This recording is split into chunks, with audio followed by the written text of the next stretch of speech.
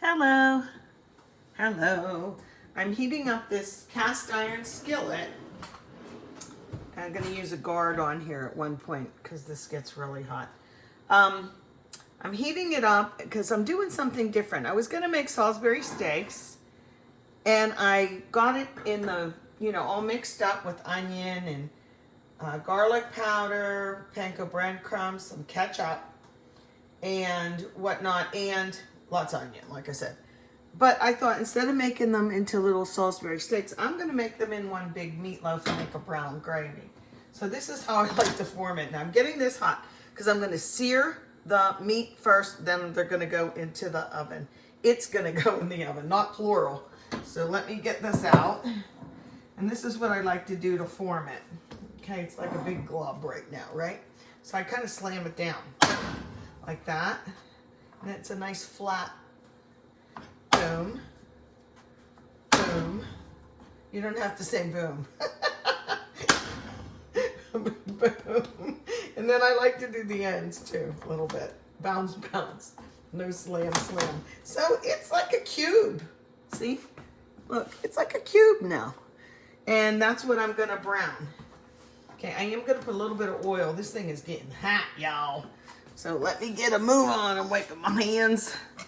And I'll put it in the shape of the Salisbury steak type meatloaf. And this is a little bit higher than I want. I'm going to flatten it a little bit more. Okay, just shape it how you like. But you have to think in terms of slicing it, right? Like that. So here we go. This is one of my favorite dinners, guys. It's so elementary. I'm knocking onions everywhere. It's so elementary in its ingredients, and yet it's yummy. So can you hear that? Turned it up a little bit more even, okay? Yikes, but the heat coming off that thing is intense. So searing means high heat, holding in moisture.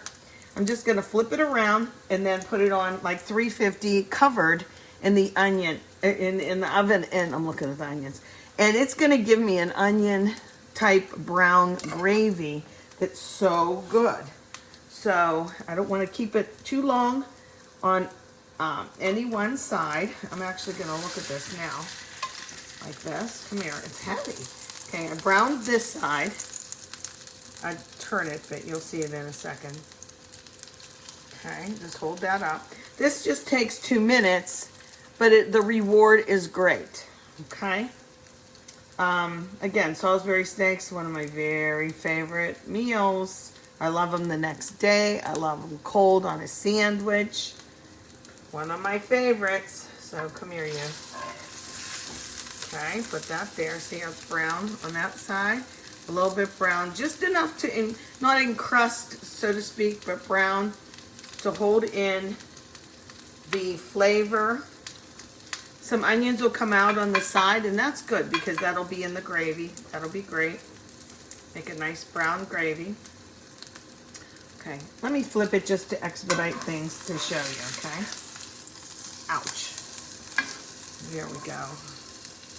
No green pepper. Like if I was making a red meatloaf, very similar items, but there would also be green bell pepper in this. That means my oven came to temperature. So I'm going to get this going.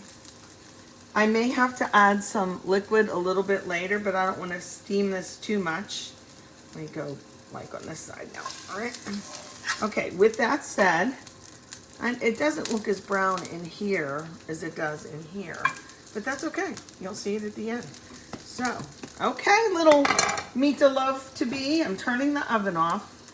I'll turn the camera off, and I'm going to cover this with some foil and get it in the oven. One time I did this, and it was really bad. I had the heat on, and I used one of these protective sleeves, but it was too close, and the flame was too high, and it did start smoking, caught fire. Not good. Get in there, you. Okay. And I always keep this here, like an oven mitt, so I remember not, if the pan is hot, not to just reach in and grab it. I know that this is here when I open the oven, so I'm definitely going to do that too. This smells good. I better get going. I'm going to put, like I said, not a ton, but just like a little bit of water in. Let me do that now. I'm going to use this bowl to grab some water, and you'll hear it sizzle just a little bit. But there's some rogue onions in here too. Ready? That'll cook off so fast. It helps start the cooking of this meatloaf to be. Okay, foil time. Okay, I had taken this out. I don't want you to see it. See, the foil was just on kind of loose. Oh yeah. See, it's nice and brown. And I let it rest a little bit, but now it's time to make some gravy. I did check the internal temperature too. So I just wanted you to see it, and it'll act like a regular meatloaf. So this is my Salisbury steak meatloaf. Is that a thing? Well, if it's not, I just made it one.